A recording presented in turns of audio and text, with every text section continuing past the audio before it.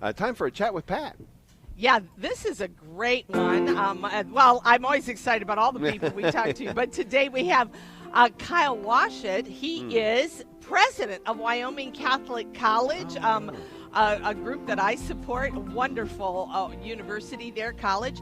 And he is also a deacon, which is an amazing thing for us. And I love this article from First Things. What is Leo the 14th's educational vision? Welcome, Dr. Washut. How are you today? Good morning. Doing well. Thank you for having me. Oh, well, I just want to tell you, I love your institution. You're doing amazing things out there. I know students out there, and it's you do great work. So, but I want to jump into Leo's vision here, Pope Leo's vision. So can you kind of tell us how you see the educational crisis today, or even how Pope Leo sees it, and what some of the answers might be? Sure. So Pope Leo, I think, stresses, in continuity with the theme we've been hearing from popes for the last several years, that the number one crisis we're facing is a kind of institutionalization of what Pope John Paul II calls the culture of death, or what Pope Francis called the technocratic paradigm. This focus on extreme efficiency, using people as means. The only thing that we're focused on is material progress, and we're going to use whatever technology we can to, accelerate that material process. And he says that the only solution for that is a return to an authentic education, that we need to return to an authentic Catholic education as a central guiding star for the church's work in reforming and saving souls and reforming the culture. Well, how do we do that, since our educators have been really trained in universities where there is not this authentic idea of education, in most of them. I shouldn't say all of them, but in many of them. So they've already been trained in more of a, like you're saying, efficient, materialistic, utilitarian sense of education. So how do we do this? So the Pope says, on one hand, he gives us some hope, saying the church has drawn from her riches since the time of the Desert Fathers, to draw from her riches and to respond to whatever the needs are of the culture as it's changed and developed. But especially he encourages us to look to three examples, and they're three saints that he's put forward as especially important in his pontificate. The two that he canonized, the first canonizations he did, St. Pier Giorgio Frassati and St. Carlo Acutis, and then St. John Henry Newman, who he declared a co-patron of Catholic education at this last Jubilee for education. And he says those three give us a model for where to look as we think about what education needs to look like. And that's a kind of a remarkable thing, because while John Henry Newman is certainly a scholar and a thinker, you wouldn't necessarily think of St. Pier Giorgio Frassati or St. Carlo Acutis in that regard. Right, but right. in his speech to Catholic students, he says, look, Pier Giorgio Frassati lets us know the first thing to do is to re-engage with nature, re-engage with the world around us, contemplate the beauty of the natural world, and that becomes a first starting point. He then stresses that also in the face of all this utilitarianism and technocracy, that St. Carlo Acutis becomes a really important model for students, because St. Carlo Acutis, at the turn of the 21st century, limited himself to, at the most, an hour or maybe two a week of video games as a very young man, a kind of heroic asceticism, this witness of fasting from technology for the sake of using it well.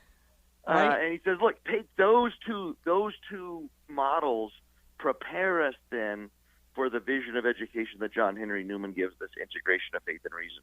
So there's a kind of spiritual preparation that happens first that then lets us practice the fullness of Catholic education that he's calling us to.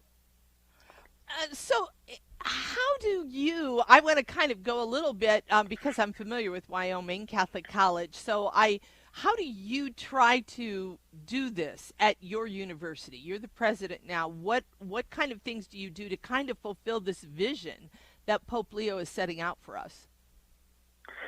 So the very first thing we do is, so we sort of have four steps. I think the four steps that we're doing model the thing that Pope Leo is stressing.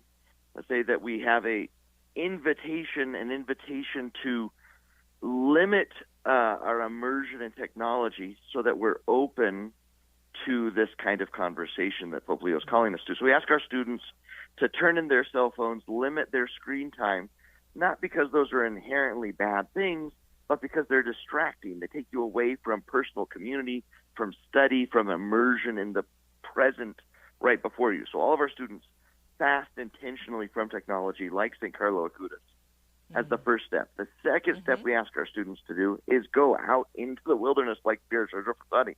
So our freshmen begin with a 3-week backpacking trip.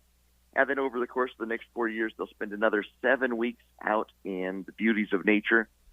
And they'll spend a semester of horsemanship. And like Pier Giorgio Frassati, they're going to memorize poems. They're going to immerse themselves in poetry and in story and in community in the way Pier Giorgio Frassati does, which then lets us do this last step of this integrating education that Leo calls us to.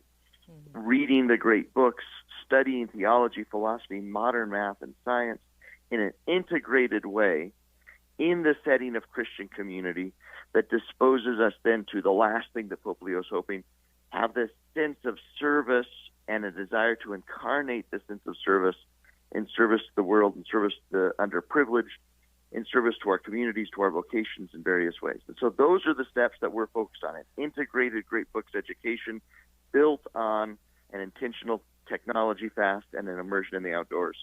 And we think that's very much what Pope Leo is calling us to.